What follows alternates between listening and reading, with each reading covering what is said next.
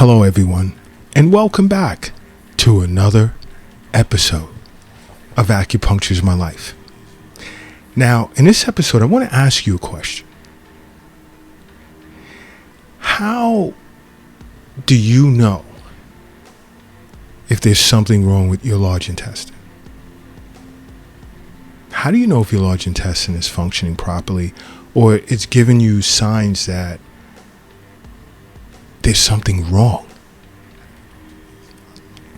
I mean, not only have individuals presented with certain symptoms here at the Acupuncture is My Life clinic in New York City with something being wrong with their large intestine, but, my colleagues from all over the world, we discuss it with regard to certain patients. I see individuals, supermarkets, people that I know, associates, and they'll tell me about symptoms. And they have no clue it has a lot to do with their large intestine. Understand something.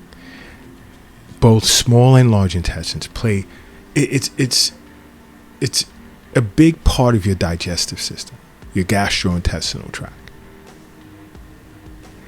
And they play a super important role in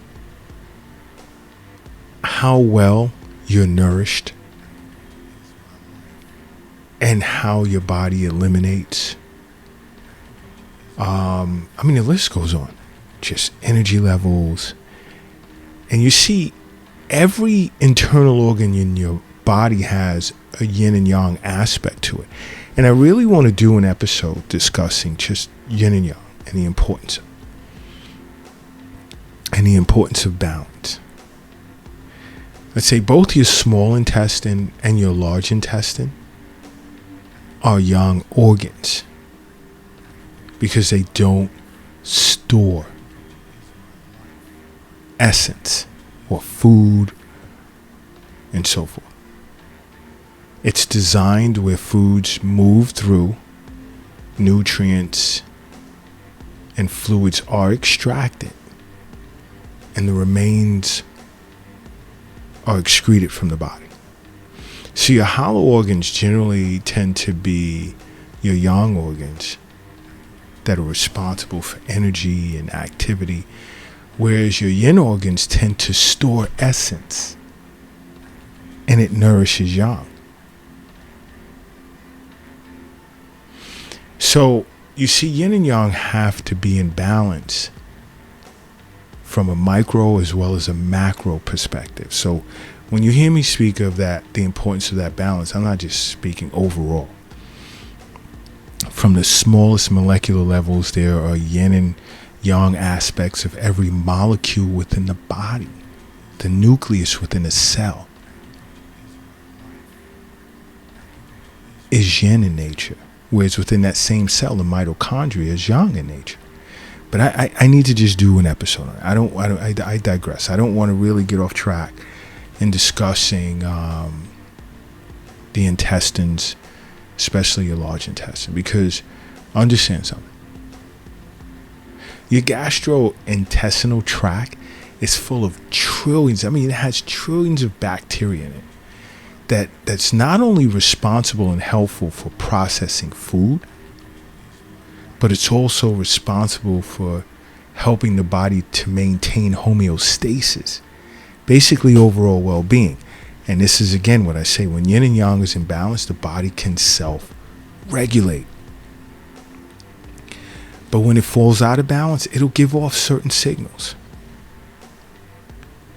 And this is why I say it's very important, along with seeing a physician on an annual basis for your annual checkups, make regular wellness visits with an acupuncturist. This is important. Because they're just simple signs. There are certain signs that'll let you know that there's something wrong with your intestines. One, abdominal pain, which can be a sign of irritable bowel syndrome. And irritable bowel syndrome tends to affect the large intestine.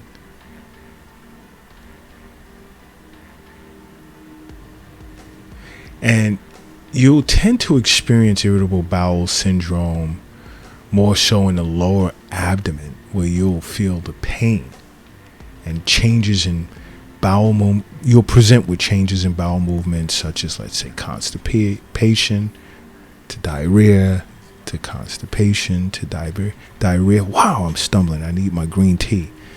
To diarrhea, constipation, back and forth. And sometimes you can experience it at the same time. Like, you'll first go to move your bowels and it'll be a huge struggle.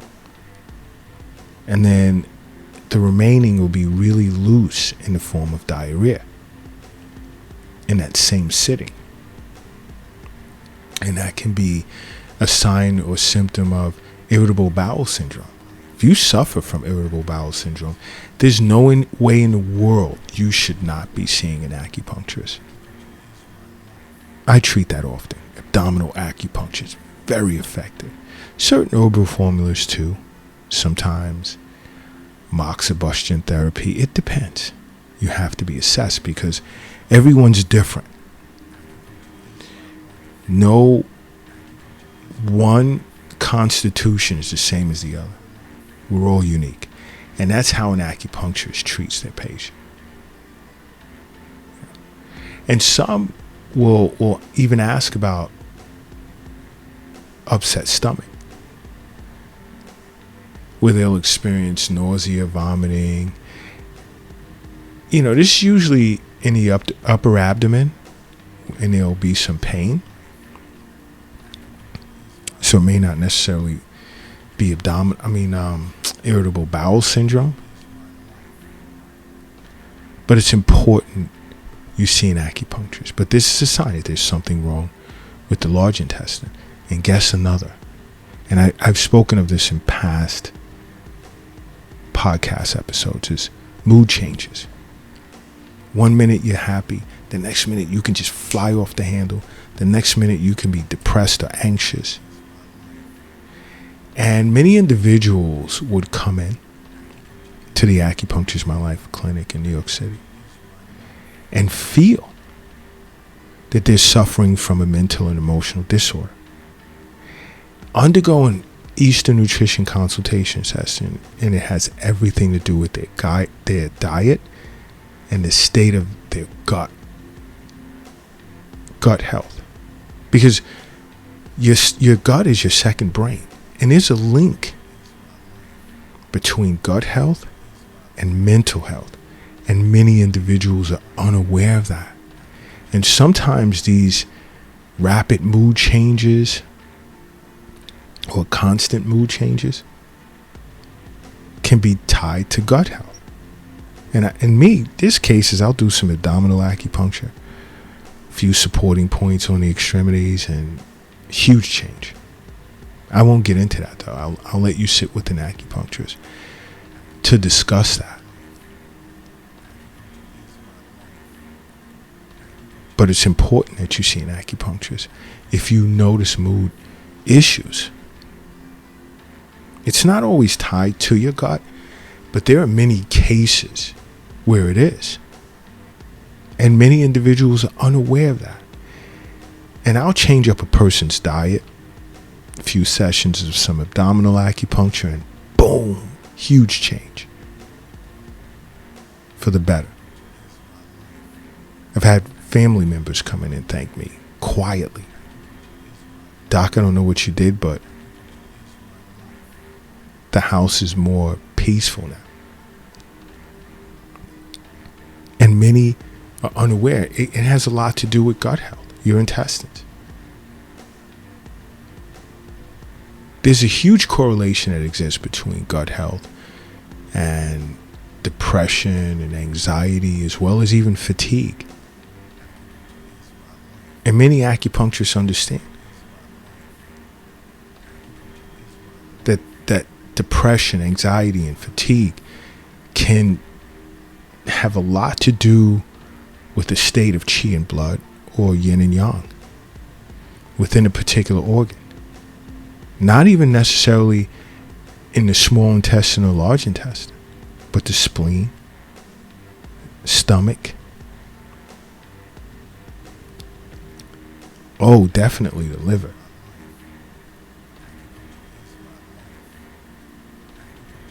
There are certain deficiencies or even excesses. And when I say excess pattern, like dampness can be considered an excess pattern, and that has a lot to do with diet, because what you're eating can lead to a buildup of dampness and phlegm that can cause chi and blood to become stagnant.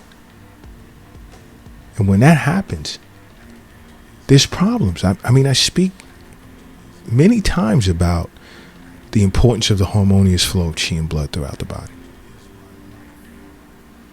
and how it affects that balance of yin and yang.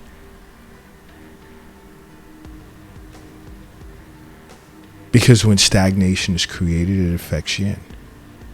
It can deplete yin, because it can create a lot of internal heat. But I'll let you sit with an acupuncturist to learn more about that. But many times when someone comes in to the Acupuncture's My Life clinic in New York City complaining of chronic fatigue or depression,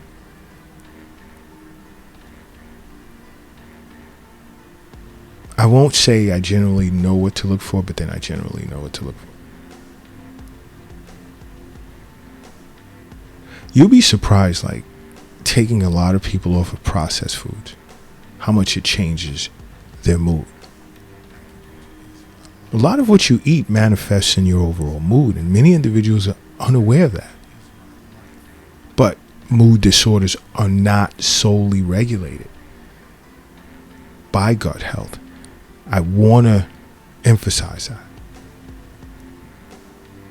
Albeit gut health is a factor that plays a part.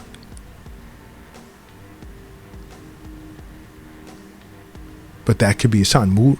Mood changes, problems with your mood, can be a sign that there's something wrong with your intestines. Bloating and discomfort also.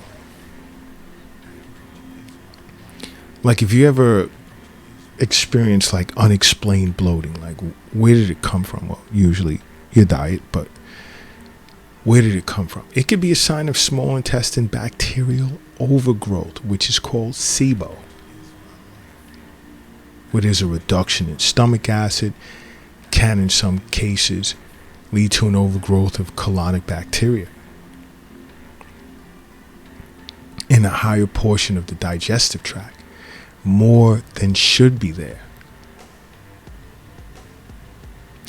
I want to say something, and I'm going to piss a lot of people off. Many of you running out to have portions of your stomach removed, I don't agree with that. I'm not trying to step on anyone's toes in the medical industry. It's just my opinion. That's all.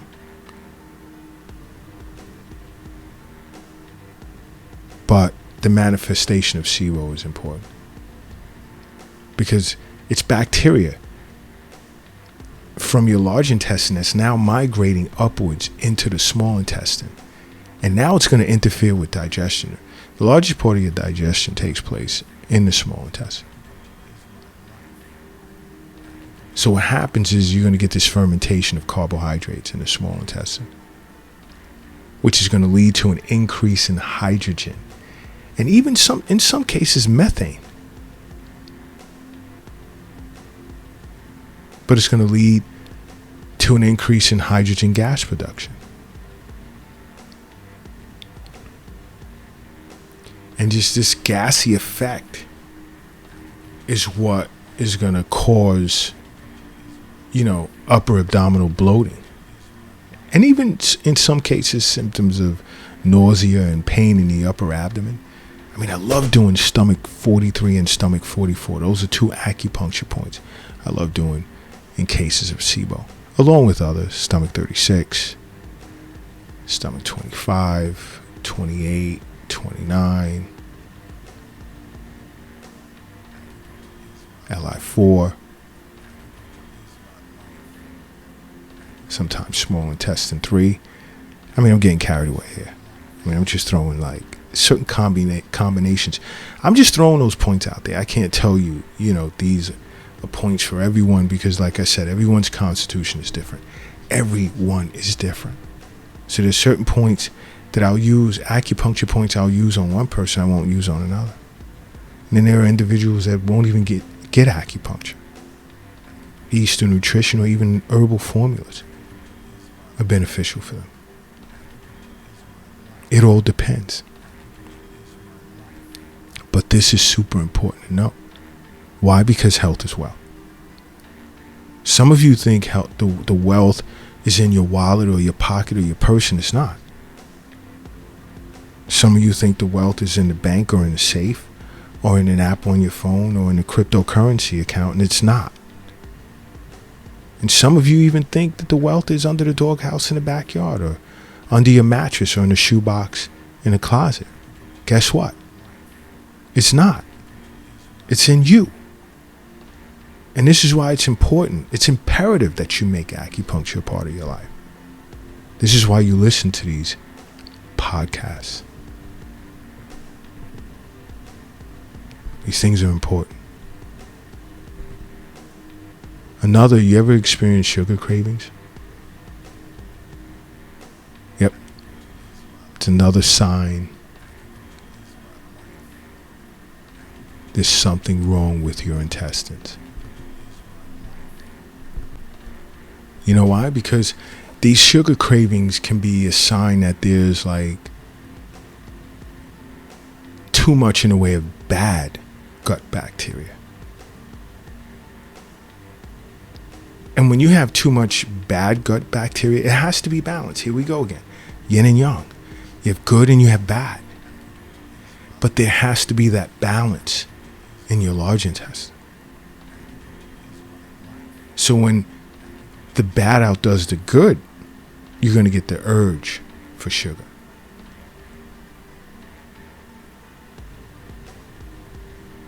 Okay?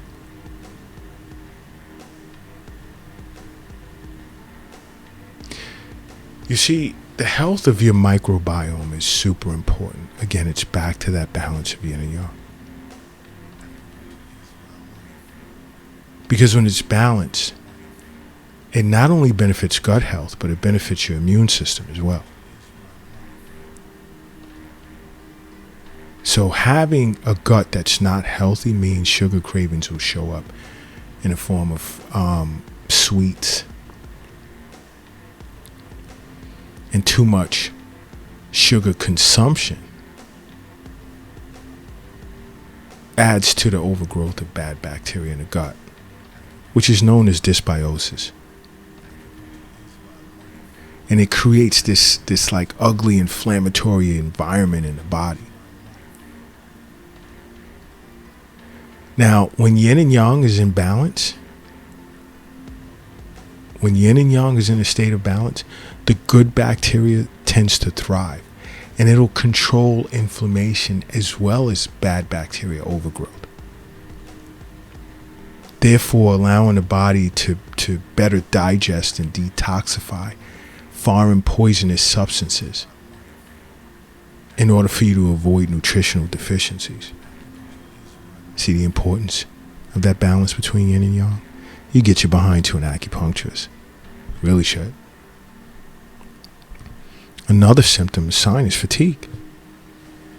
And some of these symptoms, you guys have no clue. It has a lot to do with the state of your intestinal health. But fatigue, it could be a sign of gastrointestinal issues. Why? Because inflammation tends to cause fatigue. Because it creates an imbalance in stress hormones. Here we go again. The importance of balance, that balance internally. And this is sometimes considered or seen as adrenal fatigue or chronic fatigue. And the root cause is usually in the intestines.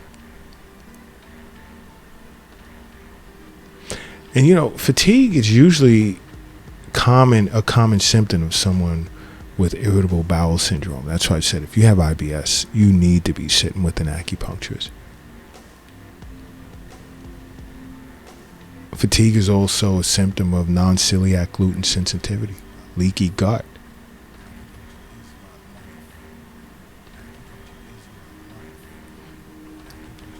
So these are some of the more basic symptoms that indicate that there's something wrong with your intestines.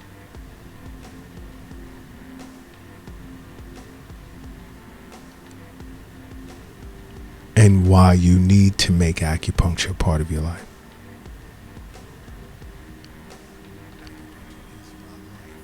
Because acupuncture is my life. What's yours?